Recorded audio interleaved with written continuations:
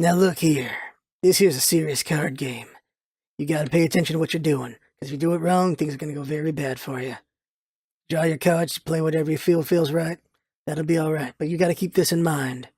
If you at any point play a draw 4 on me, I will stab you.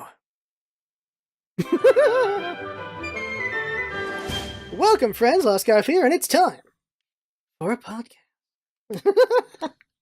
I'm a dork. Okay, so here's what's gonna happen. What's going on with the channel?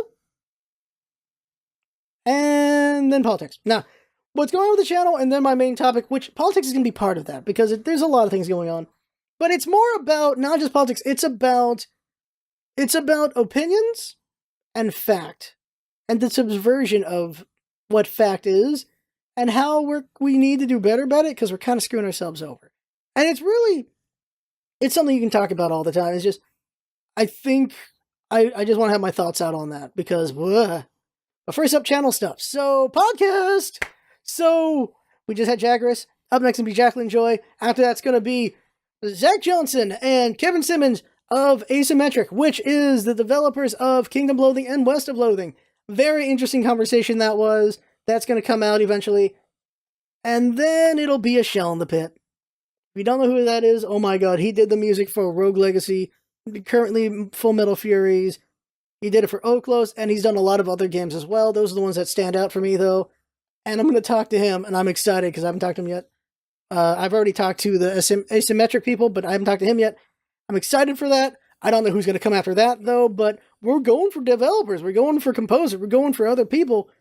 Just grabbing people, and I'm really excited for where the podcast goes, because we're getting some pretty great guests here, and we will get, of course, people we've had before. Well, we'll have Killer eventually. We'll have Steve and all of them again as well, and Kylax in the future. Like, we'll always have a rotation of the people that my friends, regulars, and then we'll have whatever guests we can get, and that should be a lot of fun. That's what I'm thinking. Dynasty Warriors giveaway. So Dynasty Warriors 9 is coming out in February. There's going to be a giveaway for that. It's going to run for, after this video comes out, it's going to run for about 2 to 3 weeks. It's going to go into a week after the game comes out. Because the lesson I learned from Dragon Ball FighterZ is, I had it that the giveaway ended the day after the game came out, so 24 hours after. And we had like 100 people interested in the giveaway, and 50 of them were in that last day. I should have given more time for people to get in on that giveaway. Because what happens is people are like, oh, okay, they're interested. Then the game comes out, like, oh, the game's here, and then they want in on the giveaway. That's basically what happened. So I'm going to give Dynasty Warriors a week after, and then there you go, and then someone gets a copy. And we're going to have Phoenix Wright, and right now it's Phoenix Wright and Dragon Ball FighterZ, and then whatever indies, and Battle for Research. Oh god, that mirror game. Basically an H game. Oh my god. Oh my, I could not believe it. I was playing, like, this isn't, yeah, this is a hentai. I'm playing hentai right now. I'm getting in trouble. It was ridiculous. We'll see other Battle for Research in the future, because it's just interesting seeing just what games are just boobs and what games are boobs and more. Like, is there an actual RPG there? Or is there actually a fun game there? Like, oh my god. SNK is coming out with a just heroines only fighter. It's gonna be a tag fighter. So you got all the girls from King of Fighters, and that's it, just the girls. And they're in the skimpiest clothing. They're in bikinis. They're just not wearing much. It is very boobular, trying to get people's attention in that way. It's getting the pervert. It's just going for the dudes and women who are into women on this game. And if we get the fortune of having the game, it'll be a Battle for Research. You're like, is it a competent fighter? Or is it just boobs? And it's going to be a competent fighter because it's SNK, but how competent is it as a fighter while being a lot of boobs? That would be the question there. And I just can't believe that game exists. Like, oh my god, it's like Dead or Alive volleyball. Like, I'm in two minds on every time he's like, it's a market. It's a market. I don't want to shame anyone. It is a market. At the same time, like, boobs, man. I can't believe a volleyball game exists specifically for that. I'm just bashful about it. It's funny, and I'm bashful about it.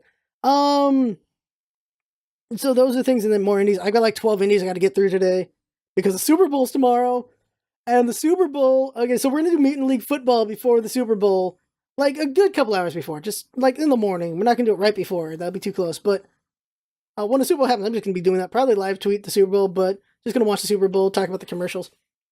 Before that will be Mutant League football, where we play the two teams that are gonna be at the Super Bowl, and I'll play one of the teams. And I will put it on hard, even though I haven't played the game in a couple months. It should be a lot of fun. Or put on spectator, I don't know. No, I'll just play it. The plan is, so, the teams in Mutant League Football, okay, if you don't know Mutant League Football, it's an arcadey football game with special abilities and stuff like that while you're playing it. And they're mutants. Like, there's skeletons, there's humans, there's orcs, there's robots, there's alien dudes. It's a really fun, silly game. There's landmines on the field. And there's an Eagle analog, I believe. And there is definitely a Patriots analog. I think analog is the right word. Representatives. And the Patriots called the Hatriots. And then I don't know what the Eagles team is called, but I'll find them. And if there's no Eagle team, I'll just get maybe the Vikings team or whatever. And they're going to go at it. And we'll decide when we do it whether I'll be the Hatriots or the other team. And if I'm on the other team, I will kill Tom Brady on the first play. You can kill players in this game. I will hunt him down and kill him. Don't take that out of context. If I'm on the Hatriots team, I'm protecting the crap out of Tom Brady. I'm giving Tom Brady a shotgun. You can do that in this game. I hope it's something named Tom Brady-ish. That'd be great. And what's even more fun is if whatever score we get at the end actually is kind of close to the Super Bowl. That'd be funny. Or, we play and Tom Brady dies in the first play of the Super Bowl. That'd be insane. That'd be insane as hell. That'd be really nuts.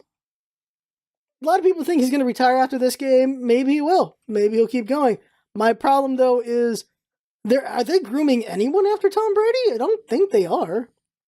And that's not going to go well for them, are they? I feel like Belichick should just retire when Tom Brady does, because he's not going to have anyone after that. Although they, of course, have a very good offensive line, which helps out any quarterback. Oh, I did mention, so the link for the podcast will be in the description. We're on a place called Podbean, which does the hosting and RSS feed. So now we just need to get it on places like SoundCloud and iTunes and all those places. I think Stitcher lets you do podcasts. There's Earwolf, but I think that's more prestigious. I'm not sure. There's places to put the podcast, and we're going to finally get it on those places. I'm going to apply to those places soon, and we'll see how it goes. We will see how it goes. Side channel stuff, Dragon Ball FighterZ, Spectre Knight. I got to get back onto Rabbids. I just haven't been playing Rabbids. Same thing goes for Fire Emblem Warriors. Well, I'm going to play Dynasty Warriors 9, which is going to make me not want to play Fire Emblem Warriors, I guess. I hope, though, that some of the ideas from Fire Emblem Warriors goes on to 9, because there's some really good ideas in that game. There's some really good ideas in Fire Emblem Warriors that I would love to see in Dynasty Warriors 9. Like the fort system, but just telling people where to go is such a nice strategic thing you can do. That'd be very useful. Character switching would be nuts as well. Then you'd be more faction-focused than warrior-focused. That's the thing. I don't know how the story's going to go, whether you play specific warriors or you play specific factions. Because they change their mind depending on the game. Because sometimes the game is, you play one specific warrior for a bunch of chapters, and you get their story. Or you play a faction for a bunch of chapters, and you get the faction story instead. It depends on how they decide to do it, but we'll see, because I'm going to play it, and there'll be at least one video on the main channel, and the rest will be on the side channel. And that's what's going to happen there. Now, just talking about money a second, in case you're wondering, because I'm giving away a copy, but I'm also buying a copy. So the way this works is, whatever money from the viewers goes into the channel directly. So, subscriptions, ad revenue, Patreon stuff, all that money goes to the channel itself. And that goes to buying Dynasty Warriors. That goes to buying giveaway game. I said that wrong. Why did I say it that way? That goes to buying Dynasty Warriors for the channel. That goes to buying indie games for the channel. Giveaway games are investments by me and Jinx. With the day job money from me, that's being used to buy Dynasty Warriors 9 for the giveaway. That's used to buy any other giveaway games for that. Those are investments by me and Jinx. We're buying these games and giving them away to drum up interest in the channel. Because sometimes those people might stick around. And even if they don't, they're putting up the numbers, and putting up the numbers will help us at least show a stronger front, which will maybe get more people interested.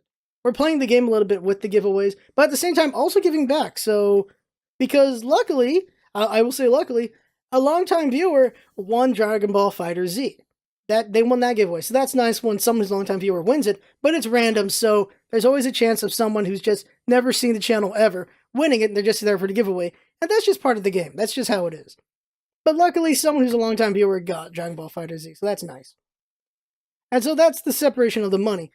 And in the long run, the idea is, as viewers watch and we get more ad revenue, as we get more Twitch subscriptions, as we get more people on Patreon or whatever other service comes up in the future to help the channel go forward, eventually the idea is to just make enough money through all of that we would be able to retire or quit our day job so that we can do the channel full on.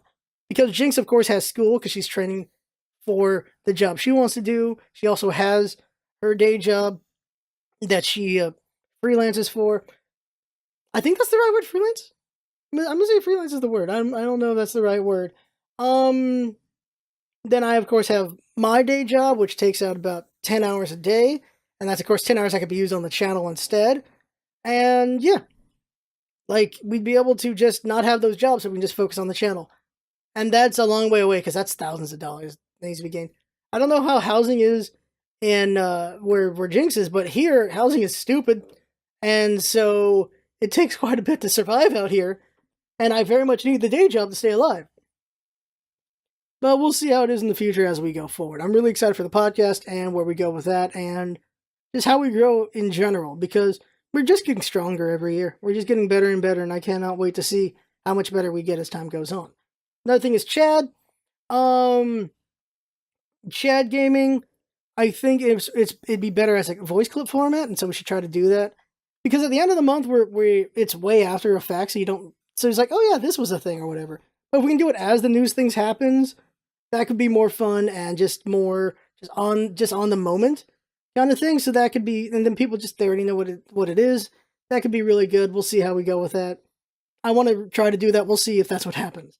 But I want to try to do that with Chad Gaming.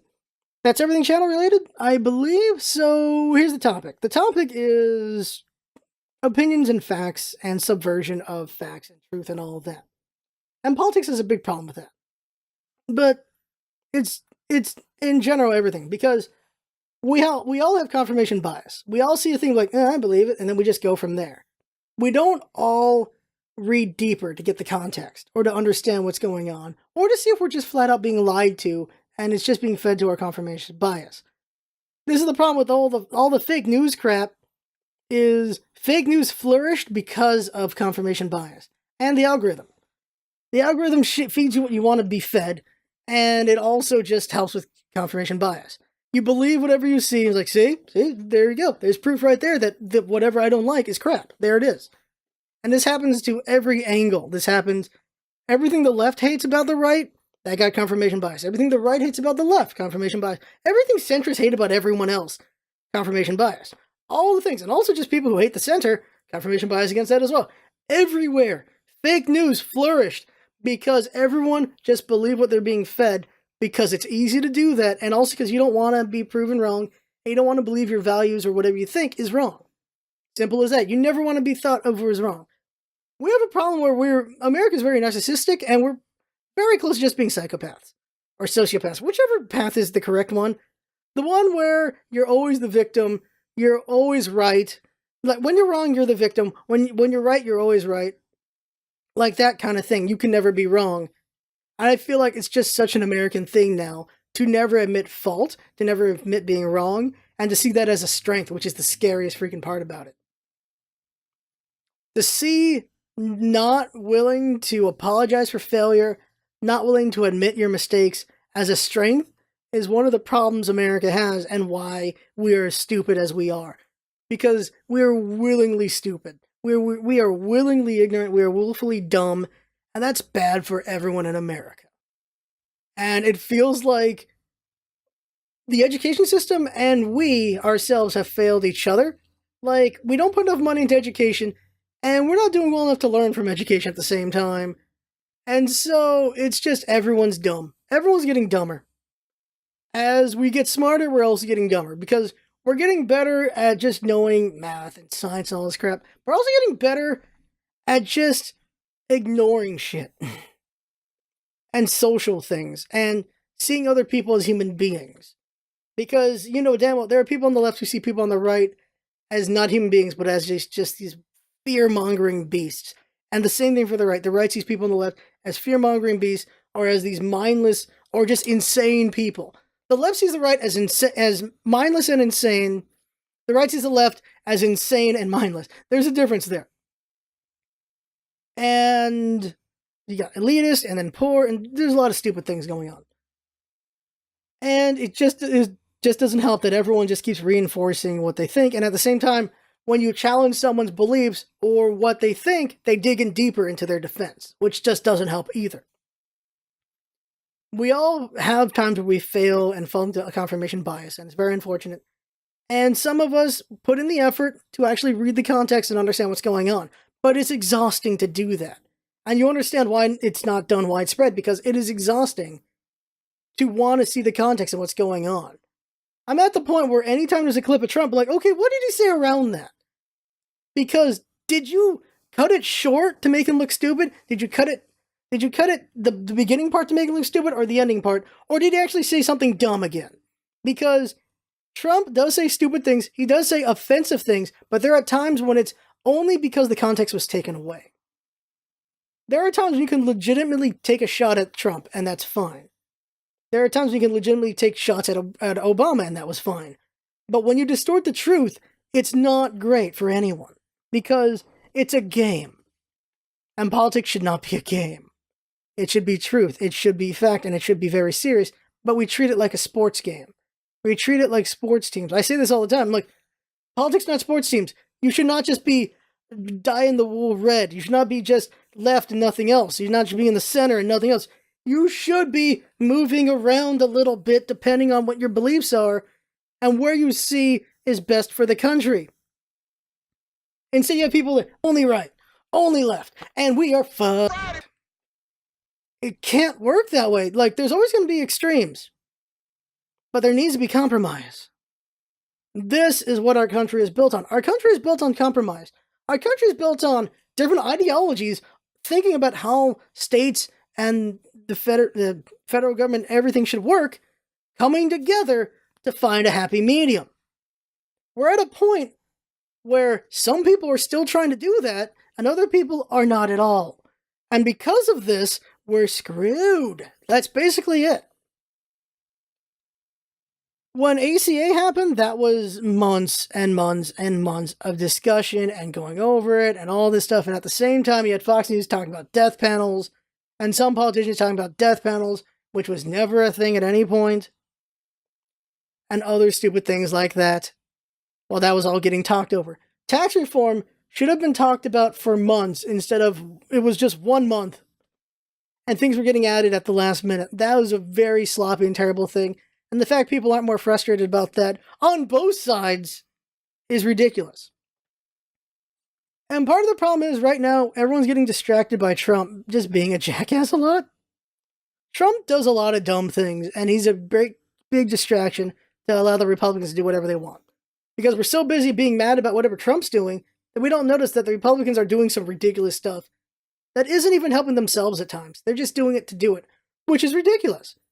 Because coal got screwed over hard by tax reform. Which is why it's so weird when Trump talks about coal in the State of Union address when they just got screwed over pretty hard with the tax reform. So coal's not in a good position. Coal's not coming back. Coal's screwed. Coal's in a very bad position. Coal's going to be gone soon. We still have other uses. We have other things that we're doing besides coal that are not causing good situations for the environment, but coal's going to be, it's going to be gone because it's just in a bad spot. It'll keep going, trying to stay alive, but it's just in such a bad position. Those jobs are not coming back. It's going to slowly shrink and shrink and shrink until it's gone. And then whatever the next thing is. Whoever's in coal needs to, they got to be branching out to other things because it's just not working out for them economically at all. And it's the frustration is global warming or climate change, which is the better name. It's all the name game. There's the frustrations. The name games and the stupidity that comes from it. When the ACA got called Obamacare and it stuck, it became proof of how dumb some people are. Because there are people who did not realize the ACA and Obamacare are two different things. And this is how the bubble does its job. You had people who thought Obamacare was something separate from the ACA. And they hated Obamacare, but they loved the ACA. And so when earlier in last year, when the Republicans were trying to get rid of the Obamacare, you have people on the right going like, yeah, get rid of Obamacare. Yeah, it's great. And people like, you do, and people on the left are talking about it as the ACA. He's like, what are you talking about the ACA? We're talking about Obamacare here. I've got ACA. ACA is great. It's helping me stay alive and everything. I want Obamacare gone. They're like, that's the same thing. What are you talking about? You are actively working to kill yourself right now, bro. What are you talking about? That's why I feel like our education system has failed us. And we failed the education system because we're not putting enough money into education to keep us not being that dumb. It's a thing I know I did when I was younger, as a teenager, and maybe as a young adult. Just believing something given to me as fact, instead of looking into it. When I was a kid, I watched Fox News, CNN, and MSNBC. And I was a big fan of Fox News when I was a kid. Because I like Bill O'Reilly, he just talks such a big game. And he talked about the no spin zone and how they're the truth and all this stuff. And over time, I realized there was a bias there. I realized they were pushing something. Same thing for MSNBC. CNN, I felt like, was trying to do the truth. They're trying to do middle of the road. But by doing that, they're very much like they're the least interesting to everyone because they're trying to just tell the truth. And so they're least interesting to everyone. While as MSNBC pushes a bend, so you're interested in that. Fox pushes a bend, so you're interested in that. And they're all talking about the truth, or they're about America. Like Fox is very much, we're about America. We're about the truth. We're about all this and that. And if you're only watching Fox News, you're buying into that and you're only seeing the world that they're building. Because when all these controversies are happening, you see it. MSNBC is talking about it. CNN's talking about it. Fox is talking about dresses. They're talking about they're talking about Melania. They're talking about Ivanka. They're not talking about what's actually going on. You know how weird it is that people on the right are attacking Mueller when he's a freaking Republican? When he has all these great credentials? He's just doing his job. When someone's trying to be bipartisan, when someone's trying to be impartial and just doing their job, they're seen as the enemy. You know how freaking mind-blowing that is? How a subversion of the truth, a subversion of fact, the fact that it's more important that your party wins than America winning. That's not the same thing. The Republicans winning is not America winning. The Democrats winning is not America winning. The Republicans and Democrats working together is America winning. When only one side wins, we all lose. And that is why politics are kind of important to figure out and understand and to vote with some mindfulness, not just because it's your party. I'm partially talking to the void here and venting out. Like, some of you guys are going to disagree with me on things, that's fine. You're going to agree with me on things, that's fine. But this is just like, guys, you gotta read into some context and understand some things. And just understand that politics are not the greatest, and we should be trying to do something about that. There's a very, this could be another topic for another time, but just really quick, there's a very lazy mindset of whatever little changes or little movement towards real change are nothing. It's like, well, that's not gonna change everything, so why even bother? And I feel like it's laziness, because there's only so much energy in the day, and we're not willing to just move. And yeah, this is why I want to talk about this. The Women's March happened, right? And there were women saying, it's not my march. And the women who were in the march are saying, like, if women didn't march 50 years ago, you wouldn't have the damn vote. And we didn't march whatever years ago, you wouldn't have this, you wouldn't have that. And she's like, that's the past. That doesn't matter now. It's like, you don't understand, do you? Change doesn't happen unless you try to make change happen. If women did not march, if the suffrage movement did not happen, if women didn't try to do things, there would be no vote for women. That's how it works. If Selma did not happen, if the I Had a Dream speech did not happen, all these things did not happen, where would black people be right now? You have to push. You have to make movements. You have to do protests to make things happen. You have to do marches. You have to, what it is it is showing people they are not alone in a movement. Showing people they're not alone in what they feel about something. There are people who are mindless in protest, who are actually in it. They don't, for the energy, they don't actually know what it's about. I have been in those protests. That is not great. I have been one of those people as well. That was not great as well. That is a part of it as well. But if you want real change, things have to actually be moved. Movement actually has to happen. People actually have to make a mass of something. And so if you want to see change, you got to actually do it. That's simple as that. That's the other top. That's the topic of MD another time. Is if actual change requires actual movement, just sitting there is not going to change anything. Comes to truth and fact, we're just so subverted and we're just so in our own bubble, we're screwed, is how I feel. And again, it's energy as well. To actually change that requires us putting in the time to research things, putting in the time to see a full clip of something, instead of just taking confirmation bias as it is. And how these two topics come together is more and more people being willing to do that can lead to actual change. If more and more people are actively working together to get the full context of something, or to fully understand something and the facts of a thing, and put that forward, and just trying very hard to convince the left and the right that it's not fake news as everyone's going to call them anyway. Any attempt to try to do just the truth is going to be called fake news. It's always going to happen. But they put in the effort to make it happen, maybe we can see some actual change in the mindset of people if they can make it popular enough that enough people are there. Because when you're alone, you don't really feel like you're part of anything. You don't really feel like you should do anything. But as a community can grow around an idea, more people can latch onto it because they believe in it too, and it can grow into something greater. And that's the chance for change. The chance for change, actual change, and actual political intelligence would come from someone or someone's, well, it has to be someone's, trying to make something like that happen. And that's the thing, is there are people, there are moments that change everything. Like Selma, like Martin Luther King, like Obama for his time. Like, he did some real changes. It takes movement. It takes things to do change. And that's really the end point of it is the truth. We shouldn't be effing with the truth. I'm a scientist. It's all about the truth. Science is about the truth of the past, the present, and what's coming forward. That's what it's for. And that's what I believe in, the truth. And that takes effort. And we should put in the effort. It's exhausting, but we should put in the effort. So there you go. That right there is the podcast. That right there is the vlog.